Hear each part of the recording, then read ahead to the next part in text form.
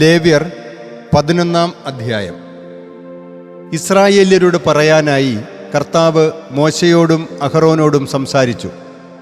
അവരോട് നിങ്ങൾ ഇപ്രകാരം പ്രസ്താവിക്കുവിൻ: ഭൂമിയിലുള്ള സകല മൃഗഗണത്തിലും നിന്ന് നിങ്ങൾക്ക് ഭക്ഷിക്കാവുന്ന ജീവജാലം ഇതാണ്. മൃഗങ്ങളിൽ കുളമ്പ് വിഭജിക്കപ്പെട്ടതും കുളമ്പുകൾ ഇരട്ട പിരിഞ്ഞതും അയവിറക്കുന്നതും ഏതെല്ലാമാണോ അതു നിങ്ങൾക്ക് ഭക്ഷിക്കാം.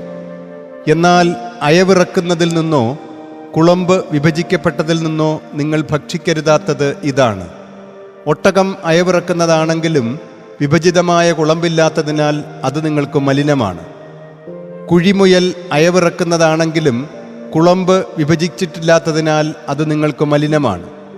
മുയൽ അയവിറക്കുന്നതാണെങ്കിലും കുളമ്പ് വിഭജിച്ചിട്ടില്ലാത്തതിനാൽ അത് നിങ്ങൾക്ക് മലിനമാണ്. പന്നി കുളമ്പ് വിഭജിക്കപ്പെട്ടതും കുളമ്പ് ഇരട്ട പിരിഞ്ഞതുമാണെങ്കിലും അയവിറക്കുന്നില്ല, അതു നിങ്ങൾക്ക് മലിനമാണ്. അവയുടെ മാംസത്തിൽ നിന്ന് നിങ്ങൾ ഭക്ഷിക്കരുത്. അവയുടെ പിണത്തിൽ തൊടുകയുമരുത്, അവ നിങ്ങൾക്ക് മലിനമാണ്. ജലത്തിലുള്ള എല്ലാറ്റിലും നിന്ന് നിങ്ങൾക്ക് ഭക്ഷിക്കാവുന്നവ ഇതാണ്: ചിറകും ചെതുമ്പലുമുള്ളതായി കടലിലെയും അരുവികളിലെയും ജലത്തിലുള്ളതെല്ലാം നിങ്ങൾക്ക് ഭക്ഷിക്കാം. സകല ജലചാരി വൃന്ദത്തിൽ നിന്നും ജലത്തിലുള്ള സകല ജീവജാലത്തിൽ നിന്നും ചിറകും ചെതുമ്പലുമില്ലാതെ കടലിലെയും അരുവികളിലെയും ജലത്തിലുള്ള സകലതും നിങ്ങൾക്ക് വർജ്യമാണ്. അവ നിങ്ങൾക്ക് വർജ്യമായിരിക്കട്ടെ. അവയുടെ മാംസത്തിൽ നിന്ന് നിങ്ങൾ ഭക്ഷിക്കരുത്. അവയുടെ പിണം നിങ്ങൾ വർജിക്കണം. ചിറകും ചെതുമ്പലുമില്ലാത്തതായി ജലത്തിലുള്ള സകലതും നിങ്ങൾക്ക് വർജ്യമാണ്. പക്ഷിവർഗത്തിൽ നിന്ന് നിങ്ങൾ വർജിക്കേണ്ടവ ഇവയാണ്: അവ ഭക്ഷിക്കപ്പെടരുത്. വർജ്യമായവ കഴുകൻ, ചെമ്പരുന്ത്, കരിമ്പരുന്ത്, പരുന്ത്, പ്രാപ്പിടിയൻ അതിൻ്റെ ഇനമനുസരിച്ച്, കാക്കയെല്ലാം അതിൻ്റെ ഇനമനുസരിച്ച്, ഒട്ടകപ്പക്ഷിപ്പിട, ഒട്ടകപ്പക്ഷിപ്പൂവൻ, കടൽപ്പാത്ത, പാത്ത അതിൻ്റെ ഇനമനുസരിച്ച്, മൂങ്ങ, നീർക്കാക്ക, കൂമൻ, അരയന്നം, ഞാറപ്പക്ഷി, കരിങ്കഴുകൻ, എരണ്ടക്കൊക്ക് അതിൻ്റെ ഇനമനുസരിച്ച്, കാട്ടുകോഴി, നരിച്ചീർ എന്നിവയാണ്. ചതുഷ്പദചാരികളായ ചിറകുള്ള കീടങ്ങളെല്ലാം നിങ്ങൾക്ക് വർജ്യമാണ്. എന്നാൽ ചതുഷ്പദചാരികളായ ചിറകുള്ള കീടങ്ങളിൽ നിന്നെല്ലാം നിലത്തു കുതിച്ചു ചാടാനുതകും വിധം അതിൻ്റെ പാദങ്ങൾക്കു മുകളിലേക്ക് കാൽവണ്ണകളില്ലാത്തതിനെ നിങ്ങൾക്ക് ഭക്ഷിക്കാം. അവയിൽ നിന്ന് നിങ്ങൾക്ക് ഭക്ഷിക്കാവുന്നവ ഇവയാണ്: വെട്ടുക്കിളിയെ അതിൻ്റെ ഇനമനുസരിച്ച്, പച്ചക്കുതിരയെ അതിൻ്റെ ഇനമനുസരിച്ച്, വിട്ടിലിനെ അതിൻ്റെ ഇനമനുസരിച്ച്, പുൽച്ചാടിയെ അതിൻ്റെ ഇനമനുസരിച്ച്. 4 കാലുകളുള്ള മറ്റെല്ലാ ചിറകുള്ള കീടങ്ങളും നിങ്ങൾക്ക് വർജ്യമാണ്. ഇവ മൂലം നിങ്ങൾ മലിനപ്പെടും. അവയുടെ പിണം തൊടുന്ന ആരും സായാഹ്നം വരെ മലിനനായിരിക്കും. അവയുടെ പിണം ചുമക്കുന്ന ആരും തൻ്റെ വസ്ത്രങ്ങൾ കഴുകണം. അവൻ സന്ധ്യ വരെ മലിനനായിരിക്കും. കുളമ്പ് വിഭജിക്കപ്പെട്ടതെങ്കിലും കുളമ്പുകൾ ഇരട്ട പിരിഞ്ഞതല്ലാത്തതും അയവിറക്കാത്തതുമായ എല്ലാ മൃഗങ്ങളും നിങ്ങളെ സംബന്ധിച്ച് മാലിന്യമുള്ളവയാണ്. അവയെ തൊടുന്ന ആരും മലിനനാകും. ചതുഷ്പദചാരിയായ ഏത് ജീവിഗണത്തിലും സ്വന്തം കൈപ്പടത്തിന്മേൽ നടക്കുന്നതെല്ലാം നിങ്ങൾക്ക് മലിനമായിരിക്കും.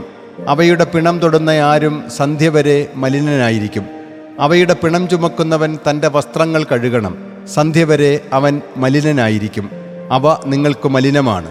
ഭൂമിയിൽ ഇഴയുന്ന ഉരകവർഗത്തിൽ നിങ്ങൾക്ക് മലിനമായത് ഇതാണ്: കീരി, എലി, ഉടുമ്പ് അതിൻ്റെ ഇനമനുസരിച്ച്, പല്ലി, ചുമർപ്പല്ലി, മണൽപ്പല്ലി, അരണ, ഓന്ത് എന്നിവ. സകല ഇഴജന്തുവർഗത്തിലും ഇവ നിങ്ങൾക്ക് മലിനമായിരിക്കും. അവ ചാകുമ്പോൾ അവയുടെ മേൽ തൊടുന്ന ആരും സന്ധ്യ വരെ മലിനനായിരിക്കും. അവ ചാകുമ്പോൾ അവയിലൊന്ന് ഏതിൻ്റെ മേൽ നിപതിക്കുന്നുവോ അത് മലിനമാകും. തടിയുപകരണമേതുമുൾപ്പെടെ വസ്ത്രമോ തുകലോ ചാക്കോ പണിക്കുപയോഗിക്കുന്ന ഉപകരണമേതുമോ ആകട്ടെ, അത് വെള്ളത്തിലിടണം. സന്ധ്യ വരെ അത് മലിനമായിരിക്കും. പിന്നെ അത് ശുദ്ധമാണ്. അവയിലൊന്ന് ഏതെങ്കിലും മൺപാത്രത്തിനുള്ളിൽ നിപതിച്ചാൽ അതിലുള്ളവ മുഴുവൻ മലിനമായിരിക്കും. അത് നിങ്ങൾ ഉടച്ചു കളയണം. വെള്ളം ഭക്ഷ്യയോഗ്യമായ ഏതെങ്കിലും ഭക്ഷണത്തിൽ തെറിച്ചാൽ അത് മലിനമാകും. ഏതു പാത്രത്തിലുമുള്ള പാനയോഗ്യമായ ഏതു പാനീയവും മലിനമാകും. അവയുടെ പിണത്തിൽ നിന്ന് എന്തിൻ്റെ മേലെങ്കിലും വീണാൽ അത് മലിനമാകും. അടുപ്പും വറചട്ടിയും തകർക്കപ്പെടണം. അവ മലിനമാണ്. അവ നിങ്ങൾക്ക് മലിനമായിരിക്കണം. അവയുടെ പിണത്തിൽ തൊടുന്നത് മലിനമാകുമെങ്കിലും അരുവിയും ജലസംഭരണിയായ കിണറും ശുദ്ധമായിരിക്കും. വിതയ്ക്കപ്പെടുന്ന ഏതു വിത്തിന്മേലും അവയുടെ പിണാംശം വീണാൽ തന്നെയും അത് ശുദ്ധമാണ്. എന്നാൽ വെള്ളം കൊണ്ട് വിത്തു നനച്ചിരിക്കെ അതിന്മേൽ പിണാംശം പതിച്ചാൽ അത് നിങ്ങൾക്ക് മലിനമാണ്. നിങ്ങൾക്ക് ഭക്ഷണത്തിനായുള്ള മൃഗഗണത്തിൽ നിന്ന് ചത്തതിൻ്റെ ജഡത്തിൽ തൊടുന്നവൻ സന്ധ്യ വരെ മലിനനാണ്. അതിൻ്റെ ജഡത്തിൽ നിന്ന് ഭക്ഷിക്കുന്നവൻ തൻ്റെ വസ്ത്രങ്ങൾ കഴുകണം. അവൻ സന്ധ്യ വരെ മലിനനായിരിക്കും. അതിൻ്റെ പിണം ചുമക്കുന്നവനും തൻ്റെ വസ്ത്രങ്ങൾ കഴുകണം. അവൻ സന്ധ്യ വരെ മലിനനായിരിക്കും. ഭൂമിയിൽ ഇഴയുന്ന എല്ലാ ഉരകവും വർജ്യമാണ്, അത് ഭക്ഷിക്കപ്പെടരുത്. ഉരസിന്മേൽ ചരിക്കുന്ന ഏതും, ചതുഷ്പദചാരിയായ ഏതും, ബഹുപാദങ്ങളുള്ള ഏതും ഉൾപ്പെടെ ഭൂമിയിൽ ഇഴയുന്ന എല്ലാ ഉരകഗണത്തിലും പെട്ട ഒന്നിനെയും നിങ്ങൾ ഭക്ഷിക്കരുത്. എന്തെന്നാൽ അവ വർജ്യമാണ്. ഇഴയുന്ന ഒരു ഉരകത്തെക്കൊണ്ടും നിങ്ങളെ തന്നെ നിന്ദ്യരാക്കരുത്. അവ മൂലം നിങ്ങൾ സ്വയം മലിനരാകരുത്. അവയാൽ നിങ്ങൾ മലിനപ്പെടരുത്. എന്തെന്നാൽ ഞാൻ നിങ്ങളുടെ ദൈവമായ കർത്താവാകുന്നു. നിങ്ങൾ നിങ്ങളെ തന്നെ വിശുദ്ധീകരിക്കുകയും പരിശുദ്ധരായിരിക്കുകയും ചെയ്യുവിൻ, കാരണം ഞാൻ പരിശുദ്ധനാകുന്നു. ഭൂമിയിൽ ചരിക്കുന്ന ഒരു ഇഴജന്തു വഴിയും നിങ്ങൾ നിങ്ങളെ തന്നെ മലിനരാക്കരുത്. എന്തെന്നാൽ നിങ്ങളുടെ ദൈവമായിരിക്കേണ്ടതിന് ഈജിപ്ത് നാട്ടിൽ നിന്ന് നിങ്ങളെ കൊണ്ടുവന്ന കർത്താവ് ഞാനാകുന്നു. നിങ്ങൾ പരിശുദ്ധരായിരിക്കുവിൻ, എന്തെന്നാൽ ഞാൻ പരിശുദ്ധനാണ്. മൃഗം, പക്ഷി, ജലചാരികളായ സകല സചേതന ജന്തുജാലം, ഭൗമചാരികളായ സകല തിര്യക്ജാലം എന്നിവ സംബന്ധിച്ചുള്ള നിയമമാണിത്. മാലിന്യമുള്ളവയും ശുദ്ധിയുള്ളവയും തമ്മിലും ഭക്ഷ്യയോഗ്യമായ ജന്തുജാലവും ഭക്ഷിക്കപ്പെടരുതാത്ത ജന്തുജാലവും തമ്മിലും വേർതിരിക്കുന്നതിന് വേണ്ടിയുള്ള നിയമം.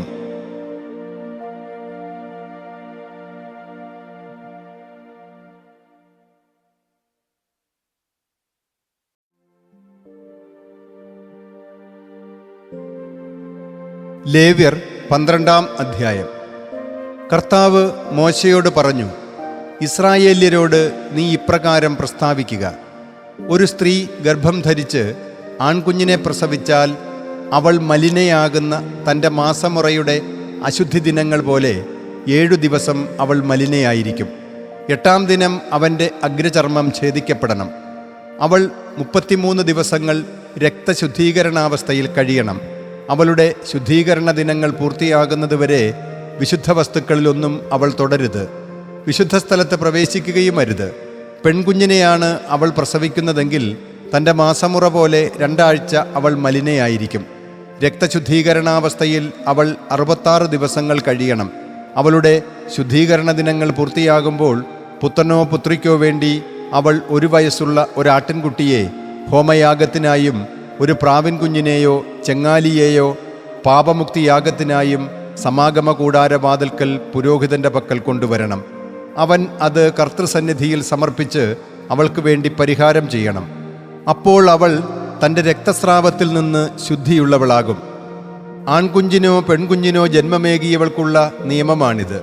ഒരാട്ടിൻകുട്ടിക്കുള്ള വക അവളുടെ കൈവശമില്ലെങ്കിൽ 2 ചെങ്ങാലികളെയോ 2 പ്രാവിൻ കുഞ്ഞുങ്ങളെയോ, ഒന്നിനെ ഹോമയാഗത്തിനായും മറ്റേതിനെ പാപമുക്തിയാഗത്തിനായും അവൾ കരുതിയാൽ മതി.